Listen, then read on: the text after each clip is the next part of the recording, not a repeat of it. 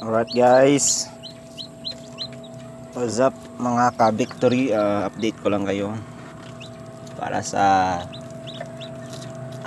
ini-incubate natin na mga sisiw ng free range chicken. Darag po ito saka decal. Yun, meron pa tayong napisa na decal dalawa. Nilagay ko muna dito. Yan. Yan naman yung nung nakaraan na una, mga native yan. Ito yung decal na napisa kaninang umaga. Kaninang umaga to eh. Ito, itim siya, kulay itim yung bulay. Yan. Yan. Dito naman sa ilalim, yan yung mga darag. Yan. So, dyan ko muna sila nilalagay kapag gabi. Busog na busog po sila yan. Busog na busog.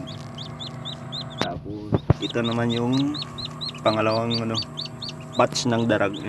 May napisa na eh. Ito isa.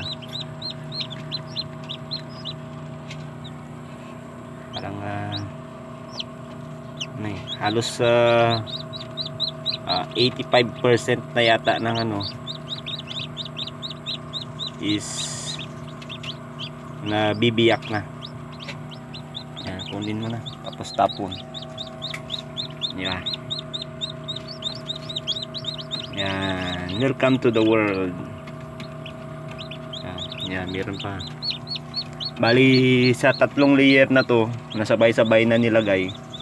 5 na lang yung hindi pa nagka-crack yung yung iba malapit na yun, mga butas-butas na.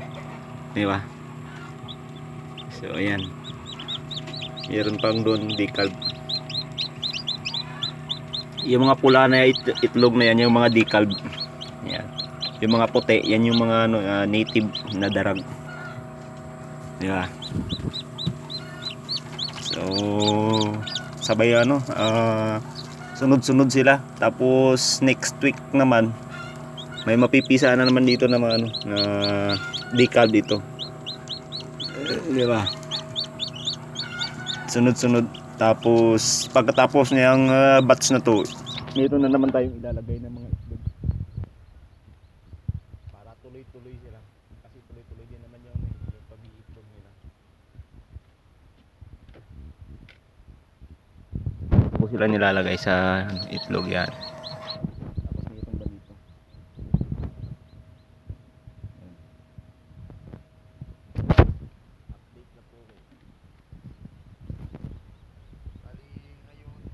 Nakapag na ako nakapag pakain ng mga manok. Yan na po yung incubator natin, automatic po yun, automatic. Tapos meron tayong mga alaga na kambing. Yan, umuwi yan kapag gabi, kapag hapon. Yan. Tapos kapag hapon naman is pinapapasok ko na yung inahin para malimliman yung yung mga sisiw. Pasok ka na gan.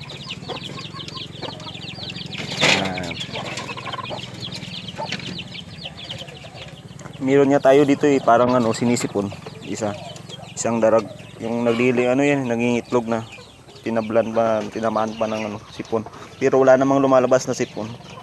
So meron akong alam na gamot yan para dyan, bukas gagamutin natin yan para maiwasan yung pag ng mga sipon.